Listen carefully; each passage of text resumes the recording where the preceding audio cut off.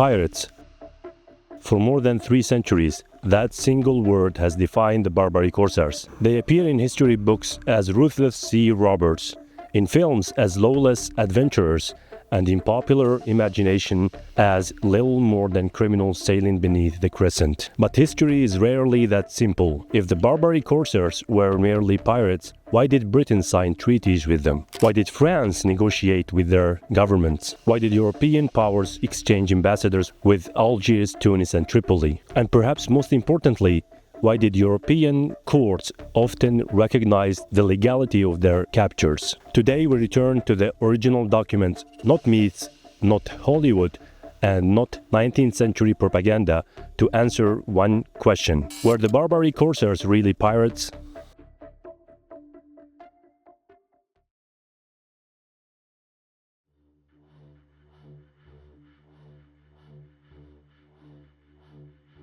Throughout history, powerful states have often shaped public opinion by defining who is considered the enemy.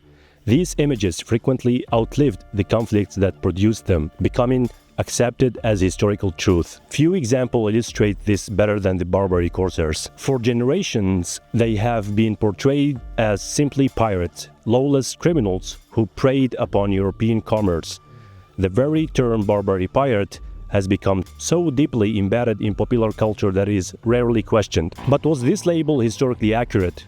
Or was it, at least in part, a political construction that obscured the historical realities of the early modern Mediterranean? In this episode, I will demonstrate that the Barbary corsairs were not pirates, rather they operated as privateers, state-sanctioned naval forces acting under the authority of recognized governments. This conclusion is supported by a long list of historical evidence, including treaties, diplomatic correspondence, passports, commissions, court decisions, and contemporary eyewitness accounts.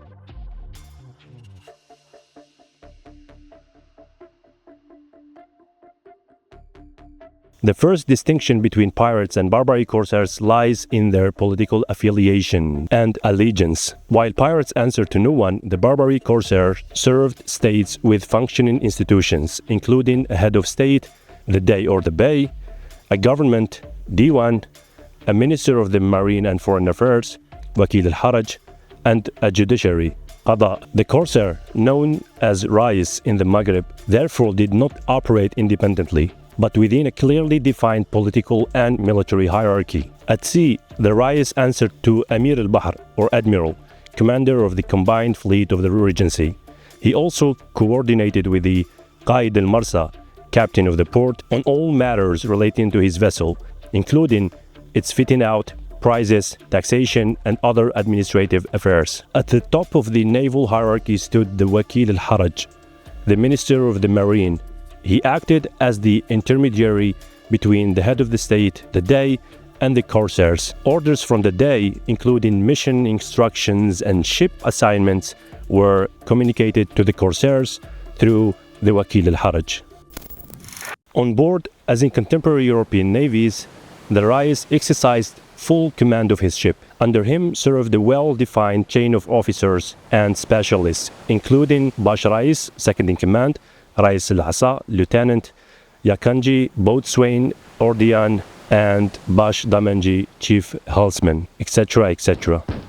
Such a hierarchical organization is fundamentally incompatible with piracy. Rather than acting as independent sea robbers, Barbary corsairs formed an integral part of the naval establishment of their respective states, operating under governmental authority and within a clearly defined chain of command.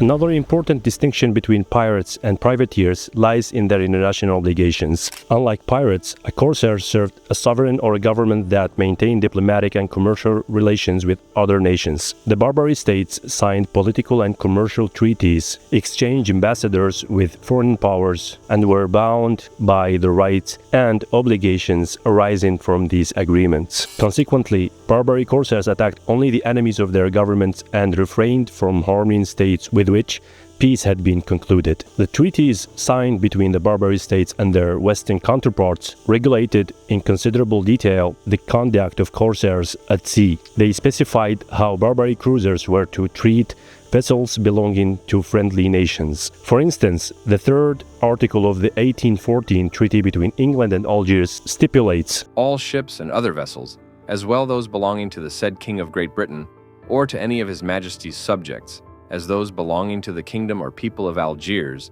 shall freely pass the seas, and traffic without any search, hindrance, or molestation from each other."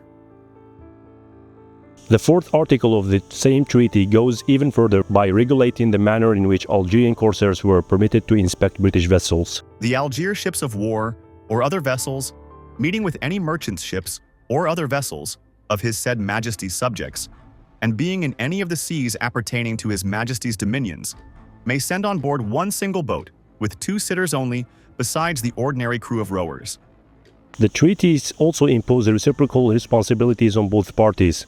The Barbary States and the signatory European powers were required to receive one another's ships in their respective ports and, when necessary, provide them with provisions and assistance. Such provisions are highly revealing. This level of legal regulation is fundamentally incompatible with piracy, whose defining characteristic is the absence of governmental authority and international obligations.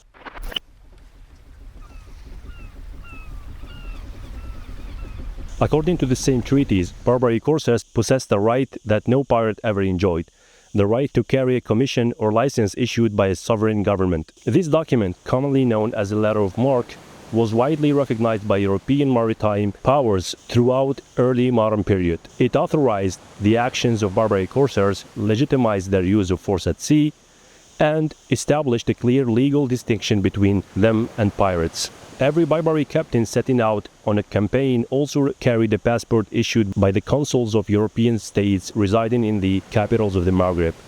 In addition to the date of issue, the document identified the captain by name, specified the type of vessel he commanded, detailed its armament and crew, and recorded the name of its owner.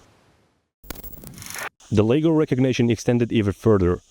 Barbary corsairs were entitled to inspect European vessels in order to verify the validity of their documents. Likewise, under the terms of the treaties, European merchant ships were required to carry passports and present them to Barbary cruisers upon request. The seventh article of the 1689 Treaty of Peace between Algiers and France makes this explicit. The ships armed for war in Algiers and in other ports of the kingdom, encountering at sea ships and vessels sailing under the flag of France and passports of the admiral, shall allow them to continue their voyage in complete freedom, without stopping them or hindering them in any way, but shall give them all the help and assistance they may need.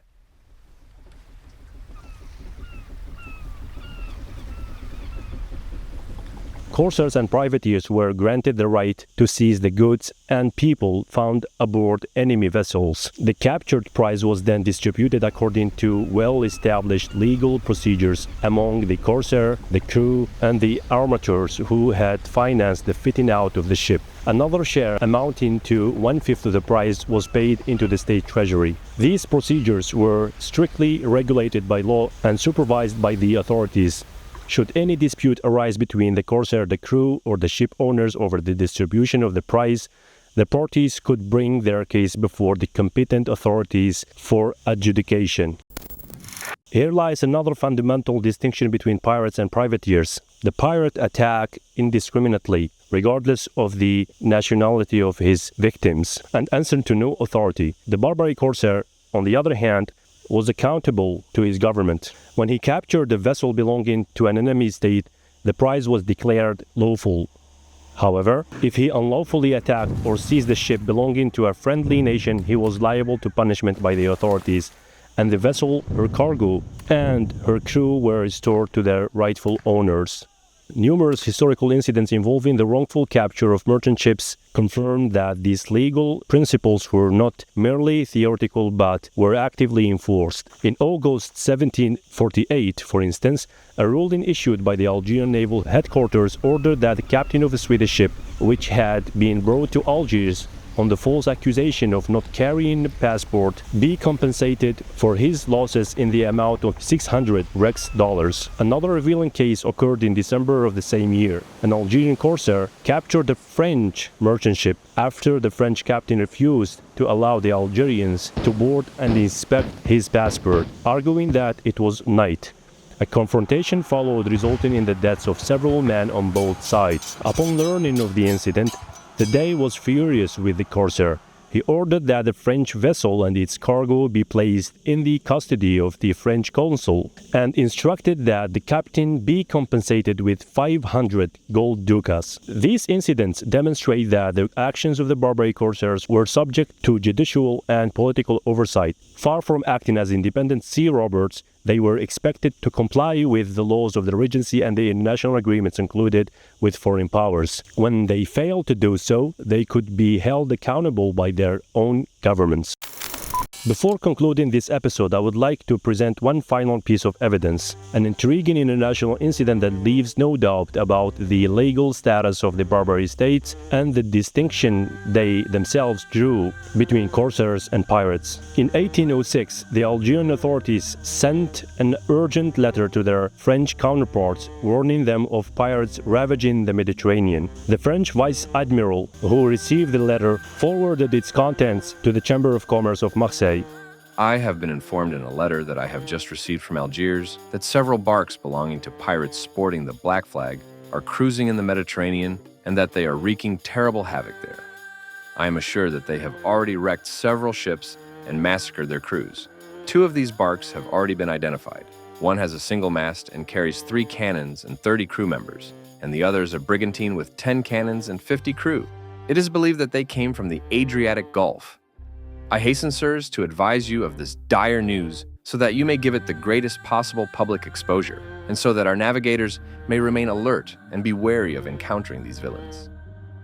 Everything is there: the black flag, the absence of nationality, the indiscriminate destruction of ships, and, above all, the massacre of entire crews in order to leave no witnesses. This is the very definition of piracy according to the legal standards of the time. The origin of the warning, however, may surprise many viewers. It came from Algiers itself, a state that Western narratives has persistently portrayed as a nest of pirates.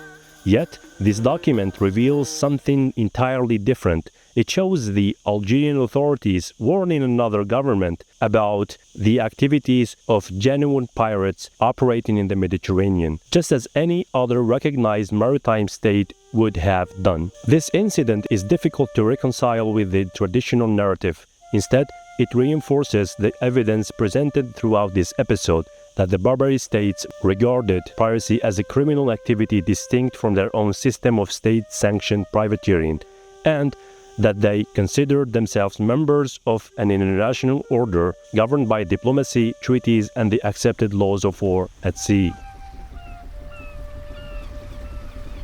Thank you for watching, and stay tuned for future episodes of Seen Differently, where we continue to examine the history of the Barbary States through contemporary sources and challenge long-standing myths with documentary evidence.